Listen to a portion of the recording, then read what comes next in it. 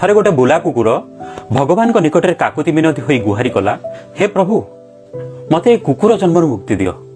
ବାରମ୍ବାର ନେହୁରା ହୋଇ ଡାକିବା ପରେ ଭଗବାନ ପ୍ରକଟ ହେଲେ ଆଉ କହିଲେ, କହ କଣ ତୋର ଅସୁବିଧା? କୁକୁର କହିଲା, ପ୍ରଭୁ ଆପଣ ତ ହେଉଛନ୍ତି ଅନ୍ତର୍ଯାମୀ, ଆପଣଙ୍କୁ କଣ ବା ଅସୁବିଧା, କଣ ବା ଅଜଣା? ମୋ ଅସୁବିଧା କଥା କଣ ଆପଣ ଜାଣିନାହାନ୍ତି? ପ୍ରଭୁ ଏଠି ବାର ଦ୍ୱାର ହଉ ହଉ ମୋ ଜୀବନ ଯାଉଛି, 12 ଅଇଁଠା ଖାଇବାକୁ ପଡୁଛି, ନା ରହିବାର ଠିକଣା ନା ଶୋଇବାର ଶାନ୍ତି। ପ୍ରଭୁ ଏ ଜୀବନ କଣ ଜୀବନ? ମତେ ଏ ଜୀବନରୁ ମୁକ୍ତି ଦିଅନ୍ତୁ। ଭଗବାନ କହିଲେ, କଣ ତୁ ଚାହୁଁଛୁ? ତତେ କଣ ଆଉ କାହାର ଜୀବନ ଦରକାର?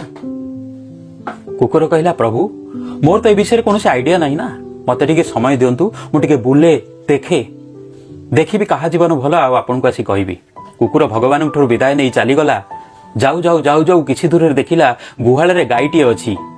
ଗାଈକୁ ଦେଖି ଟିକେ ତର୍ଜମା କଲା, ଗାଈ ଗୁହାଳରେ ରହୁଛି, ଶୋଇବାକୁ ଜାଗା ପାଉଛି, ମନପସନ୍ଦର ଖାଦ୍ୟ ଖାଉଛି। କୁକୁର ଭାବିଲା ଗାଈ ବହୁତ ଖୁସିରେ ଅଛି। ସେ କହିଲା, ଆରେ ଗାଈ ତୁ ତ ବହୁତ ଖୁସିରେ ଅଛୁ। ଗାଈ କହିଲା, ମୋ ଦୁଃଖ କଥା ତୁ କାହିଁ ଜାଣିବୁ? ନା ତୋର ପୁଣି କଣ ଦୁଃଖ? ନା ଆରେ ଏଠି ମଣିଷ ହଉଛି ସ୍ୱାର୍ଥପର, କ୍ଷୀର ପାଇଁ ମତେ ଖାଇବାକୁ ଦିଏ, ଗୁହାଳରେ ରଖିଥାଏ। ଏବେର କଥା ତ ଏମିତି, ବୃଦ୍ଧାବସ୍ଥାର କଥା କହିଲେ ନ ସରେ। ଏଠି ଭଲ ମଣିଷ ଅଛନ୍ତି ଆଉ ଖରାପ ମଣିଷ ଅଛନ୍ତି। ଭଲ ମଣିଷଙ୍କ ସଂଖ୍ୟା କମ୍, ଖରାପ ମଣିଷଙ୍କ ସଂଖ୍ୟା ଅଧିକା। ତେଣୁ ଯଦି ଖରାପ ମଣିଷ ହାତରେ ପଡ଼ିଗଲୁ, କେତେବେଳେ ବୃଦ୍ଧାବସ୍ଥା ରାସ୍ତା କଡ଼ରେ ତ କେତେବେଳେ କଂସେଇ ହାତରେ। ଗାଈର କଥା ଶୁଣି କୁକୁରର ମନ ଦୁଃଖ ହୋଇଗଲା। ସେଠାରୁ ମାଡ଼ି ଚାଲିଲା ଆଗକୁ। ଯାଉ ଯାଉ ଯାଉ ଯାଉ ଦେଖିଲା ମଣିଷକୁ ଦେଖିଲା।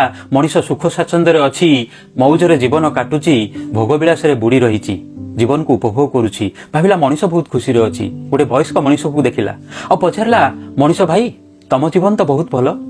ନା ରେ ଏଠି ବାହାର କଥା ଦେଖି ତୁ ବୁଡ଼ି ଯାଆନା, ଆମେ ଭଲରେ ଅଛୁ ବୋଲି ଭାସି ଯାଆନା। ନା ତମର ପୁଣି କଣ ଅସୁବିଧା? ନା ରେ ଏଠି ଅସୁବିଧା କଣ? ଏଠି ବାଦ ବିବାଦ କଥା କହିଲେ ନ ସରେ, ଛନ୍ଦ କପଟ କଥା କହିଲେ ନ ସରେ। ସ୍ୱାର୍ଥପରତାରେ ମଣିଷ ବୁଡ଼ି ରହିଛି। 40 ପୁରିଗଲେ ଏଠି ନାନା ରୋଗ, ବୃଦ୍ଧାବସ୍ଥାରେ ନିସଙ୍ଗତା, ପିଲାମାନେ ସବୁ କିଏ ବାହାରେ ତ କିଏ କୋଉଠି। ଜୀବନଟା ଆଉ ଜୀବନ ହୋଇନାହିଁ, ଖାଲି ଅଶାନ୍ତି ଆଉ ଅଶାନ୍ତି। ମଣିଷ କଥା ଶୁଣି କୁକୁର ବିଷଣ୍ଣ ମନରେ ଆଗକୁ ମାଡ଼ି ଚାଲିଲା।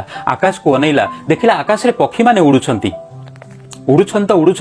ନୀଳ ଆକାଶରେ ସତେ ଯେମିତି ଭାସି ବୁଲୁଛନ୍ତି ଏବଂ ତା ସହିତ ମନ ଖୁସିରେ ଗୀତ ଗାଉଛନ୍ତି। ଏସବୁ ଦେଖି ମନ ଖୁସି ହେଇଗଲା କୁକୁରର। ଭାବିଲା, ମୁଁ ଏଇ ପକ୍ଷୀ ଜନ୍ମଟିଏ ନିଅନ୍ତି। ଗୋଟିଏ ପକ୍ଷୀକି ଡାକି କହିଲା, ପକ୍ଷୀ ତମେମାନେ ତ ବହୁତ ଖୁସିରେ ଅଛ। ନା ଆରେ ଆମ ଖୁସି କଥା କାହିଁ କହୁଛୁ? ଏଠି ସମୟ ସମୟରେ ଶିକାରୀର ଭୟ, ଖାଦ୍ୟର ଚିନ୍ତା ଏବଂ ତା ସହିତ ମୋବାଇଲ ଟାୱାରରୁ ଆଜିକାଲି ଯେଉଁ ବିକିରଣ, ଆମମାନଙ୍କ ଭିତରୁ ଅନେକ ମୃତ୍ୟୁମୁଖରେ ପଡ଼ି ସାରିଲେଣି। ଆମ ଶାଗୁଣା ବଂଶ କଥା ତ ଜାଣିଥିବ। ଶାଗୁଣା ବଂଶ ନାହାନ୍ତି କହିଲେ ଚଳେ। ଆଉ ଏଠି ବାର୍ଡ ଫ୍ଲୁର ଭୟ ପ୍ରତିବର୍ଷ। ଆମେମାନେ ଯେ କେତେ ଅସୁବିଧା ଭିତରେ, ତୁ କାହୁଁ ଜାଣିବୁ? ଏକଥା ଶୁଣି ବିଷଣ୍ଣ ମନରେ ଗାଁ ପାଖ ଜଙ୍ଗଲକୁ ଚାଲିଲା କୁକୁର। ଗାଁ ପାଖ ଜଙ୍ଗଲକୁ ଯାଇ ଦେଖିଲା ହରିଣମାନେ ଘାସ ଚରୁଛନ୍ତି, ଆନନ୍ଦରେ ବୁଲୁଛନ୍ତି, ପ୍ରକୃତିକୁ ଉପଭୋଗ କରୁଛନ୍ତି। ଆଉ ଭାବିଲା ଏଇ ହରିଣମାନେ ବୋଧେ ବହୁତ ଖୁସି। ଗୋଟେ ହରିଣକୁ ଡାକି କହିଲା, ଆରେ ତମମାନେ ତ ବହୁତ ଖୁସିରେ ଅଛ, ମୁଁ ତମ ଖୁସି ଦେଖି ବହୁତ ଖୁସି। ନା ଆରେ ଆମ ଖୁସି କଥା କାହିଁ କହୁଛୁ? ନା କଣ ତମର ଅସୁବିଧା? ନା ଏଠି ଖାଦ୍ୟ ପାଇଁ ସଂଘର୍ଷ, ଏଠି ଜୀବନ ପାଇଁ ସଂଘର୍ଷ, ପ୍ରତି ମୁହୂର୍ତ୍ତରେ ବିପଦ। କେତେବେଳେ ଶିକାରୀ ଠାରୁ ବିପଦ, କେତେବେଳେ ହିଂସ୍ର ଜନ୍ତୁ ବାଘ ସିଂହଙ୍କ ଠାରୁ ବିପଦ। କୁକୁର ବିଷଣ୍ଣ ମନରେ କହିଲା, ତାହେଲେ ମତେ ଗୋଟେ ଉତ୍ତର ଦେଲୁ, ତତେ କାହା ଜୀବନ ଭଲ ଲାଗେ? ତତେ ଯଦି କୁହାଯାଏ ତୁ କାହା ଜୀବନ ବଞ୍ଚିବୁ, ତାହେଲେ ତୁ କାହା ଜୀବନ କହିବୁ? ହରିଣ ହସି ଦେଇ କହିଲା, ତୋ ଜୀବନ। ଗୋଟେ ବୁଲା କୁକୁରର ଜୀବନ କେତେ ସୁନ୍ଦର ତ ଜୀବନ। ଯାହା ମିଳନ୍ତା ଖାଆନ୍ତି, ଖାଦ୍ୟରେ ବିବିଧତା ପାଆନ୍ତି, ଅପନା ଗଲି ମେ କୁତା ଭି ଶେର ହୋଇପାରିଥାନ୍ତି। ଆଉ ଏ ଅସୁବିଧା ନଥାନ୍ତା, ସଂଘର୍ଷ ନଥାନ୍ତା ଖାଦ୍ୟ ପାଇଁ ଆଉ ଜୀବନ ପାଇଁ।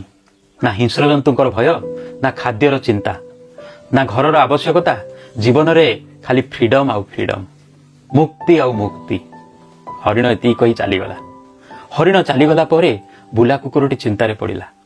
ଭଗବାନଙ୍କୁ ସ୍ମରଣ କରି କହିଲା, ପ୍ରଭୁ ମୋର ଆଉ କୌଣସିଥିରେ ଆପତ୍ତି ନାହିଁ, ଅଭିଯୋଗ ନାହିଁ। ମୋ ଜୀବନ ମୋ ପାଇଁ ସୁନ୍ଦର। ଗପଟିର ସାରତତ୍ତ୍ୱ ହେଉଛି ପ୍ରତିଟି ଜୀବନରେ ସୁଖ ବି ଅଛି ଆଉ ଦୁଃଖ ବି ଅଛି, ଭଲ ବି ଅଛି ଆଉ ମନ୍ଦ ବି ଅଛି।